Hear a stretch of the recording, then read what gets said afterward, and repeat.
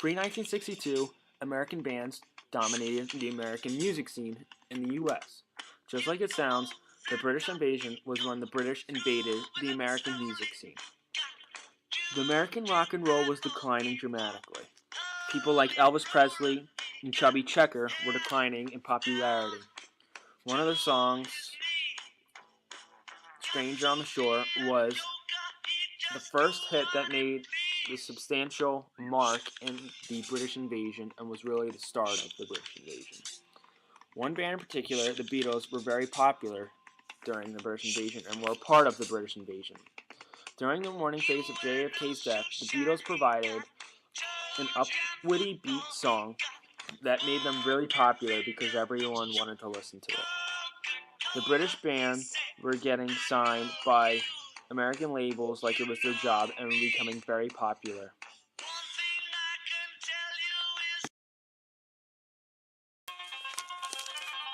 The Who were a British rock band formed in the 60s during the British invasion. The band consisted of the lead singer, Roger Daltrey, guitarist Pete Townshend, bassist John Entwistle, and the legendary drummer Keith Moon. The group was unique because they were part of the auto-destructive art movement, which was the destruction of musical instruments during a live performance. They all grew up together in the same town, which was Acton, London. They were all musical as a child because at least one of their parents were either jazz or classical musicians and therefore had an influence on them. But they all got their rock and roll influences from British bands previous to them. They started out doing little small gigs at British clubs and bars, barely making ends meet, and were very poor. They all ended up coming to America because they conquered the British music scene and were too good for them. They first performed, when they got to America, at the Brooklyn Fox Theater in New York City. Their song, Pinball Wizard, reached number 4 in the U.S. during the British invasion and shows how dominant they were in America. The lead singer ended up performing at the New York Met Opera House, which almost split them up because he didn't have enough time for them. But the band ended up disintegrating once Keith collapsed at a concert in San Fran, and then later ended up dying on an overdose of prescription drugs. Keith Moon, aka Moon the Loon, was the drummer of The Who. He started playing the drums in his early teens.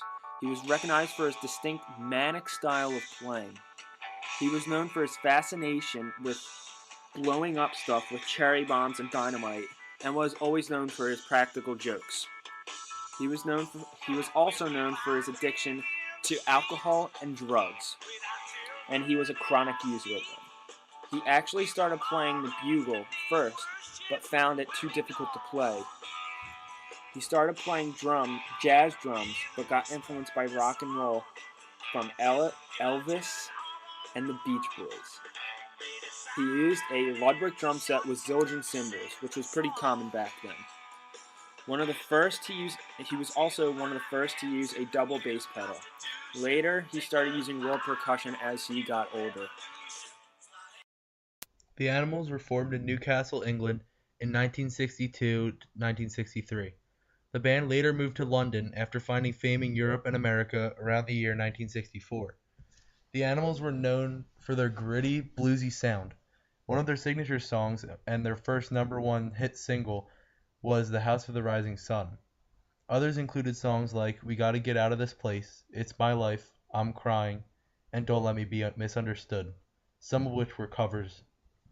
The band also seemed to have a pop side, but balanced it well along with their bluesy attitude.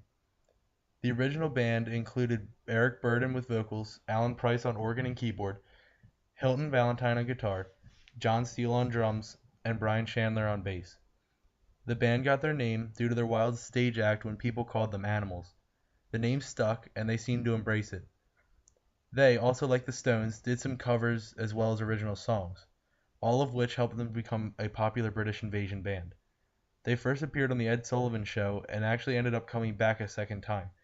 Contrary to the Beatles' beliefs, the Animals enjoyed the attention from the ladies in America, and on their way back to the hotel from The Ed Sullivan Show, a group of girls chased them. They seemed to embrace this and never really questioned it.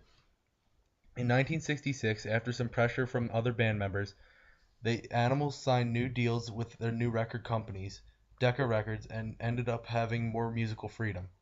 After this time, though, Burden began feeling restricted in terms of musicality and coming up with the music. They released the album The Best of the Animals, which ended up becoming their best-selling album in the United States. The Animals after this would never be the same and ended up having many personnel changes. Later in 1966, the band disassembled and basically became non-existent.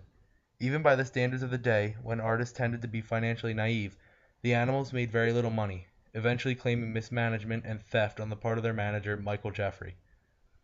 In December of 1966, leading into January of 1967, Eric Burden, the singer of the Animals, decided to bring a new twist to their music, creating the new band Eric Burden and the Animals.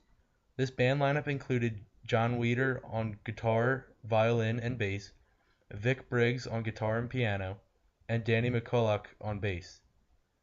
While their music still had a bluesy vibe, like most of the British invasion bands, they ended up getting introduced to drugs such as acid and LSD, leading to a whole new musical experience.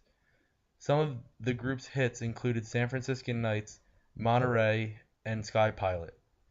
The songs tended to be fairly silent at the beginning and ended up being loud at the end with screaming lyrics that sometimes were hard to understand. Whether you talk about the either Animals era, you can definitely say that they started the early rock and roll genre along with the others. If you look at prog rock nowadays, such as Rush or Dream Theater, you can see the influence from bands such as the Animals. They introduced a pop tone to the music with their bits of blues, which is a very big part of our rock. The Zombies were an English rock group during the British invasion. They were formed in 1962 by Rod Argent and Colin Blunstone. One of their albums, Odyssey and Oracle, was named Top 100 out of the 500 most influential albums of all time. They were originally a jazz-oriented group, but soon assimilated into the rock world. The famous song, Time and Season, reached number 3 on the top songs in the U.S. in the year of 1968, which shows how dominant they were in the British invasion. They were first sent to America to tour behind their first hit, which was so huge. Their early gigs were in the Brooklyn Fox Theater in New York City, which is where they started out gigging in America. Since they were so extraordinary, they got to tour at various other locations at bigger venues. Another famous song, Tell Her No, reached number 6 in America. This is also another reason why they were so dominant in America. In America, they signed to CBS Records to record albums and such, which was a big deal back then, and it's still today. She's Not There also reached number 2, which is another reason why they are so dominant. So their prevalence in the US was huge in the 60s, and this British band truly invaded America with their music.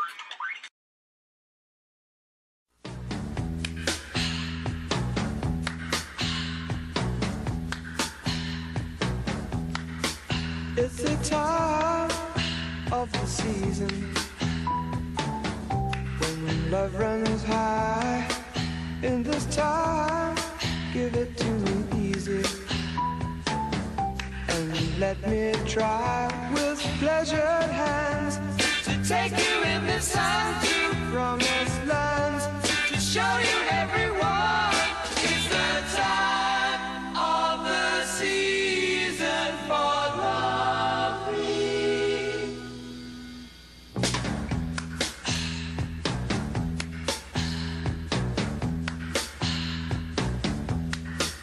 What's your name?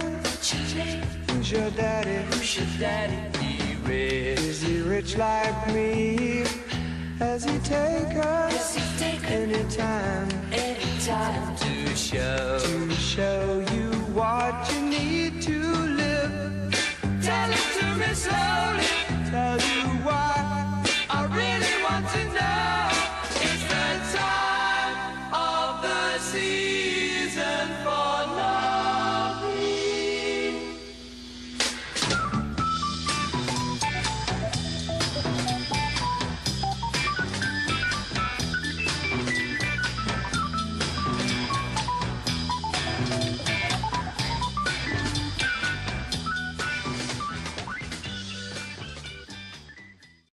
The Rolling Stones were formed in London, England in 1962. The band started out consisting of Brian Jones on guitar, Ian Stewart on piano, Mick Jagger with vocals, Keith Richards on guitar, and Bill Wyman on bass, and Charlie Watts on drums. Ian Stewart was removed from the band lineup in 1963, but occasionally toured with the band afterwards. Mick Jagger was dubbed the leader of the band after much consideration. At first noted for their longish hair as much of their music, the band is identified with the youthful and rebellious counterculture of the 1960s. They had a very important role in terms of making blues a major part of rock and roll, and of changing the international focus of blues to the less sophisticated, more rock and roll-y type. Mick Jagger had and still has a very iconic voice in the rock and roll genre. He, along with Keith Richards, attended elementary school together until Richards later moved. In order to tour with the Rolling Stones, Mick Jagger had to drop out of the London School of Economics, which was a big choice at the time that obviously and eventually worked out for him. The band played their first gig at the Marquee Club, a famous jazz club in England. The Rolling Stones can be looked at as one of the most influential British invasion bands alongside the Beatles. The band ended up getting the name because of Brian Jones. He saw Muddy Waters' LP on the floor, and the song that stuck out was Rollin' Stone. Once they began to get interest, their manager, Andrew Oldham, who was referred to them by the Beatles, changed their name from Rollin' Stone to the Rolling Stones because it seemed to sound better. Obviously, this name stuck, and it pretty much is a household name in terms of rock and roll bands. Oldham was so young that his mom had to sign off on the papers as he was still considered a minor. Getting past that, he was one of the most influential band managers of the time period. They ended up signing with Decca Records, who helped to give them their iconic sound. In terms of their sound, the Rolling Stones were mainly influenced by blues and jazz. Some artists that they were inspired by include Bo Diddley, Muddy Waters, Chuck Berry, and Jimmy Reed. Their first album was their self-titled album, The Rolling Stones, which came out in 1964. It had a mix of covers and original songs. It's All Over Now was their first #1 hit and let the band take off on a promising career. One of their most popular songs was Paint It Black. This song helped to describe the counterculture of the era and is still fairly popular today. Another song, Satisfaction, ended up being their first international #1 hit, establishing them as a big-time band in 1965. Aftermath was their biggest album at the time, coming in at #2 on US charts. This was revolutionary to music due to the fact that they used instruments from around the world not generally seen in rock music at the time. This is what helped to set a precedent and pave the way for music that we listen to. Thank you. We'd like to do one called Paint It Black.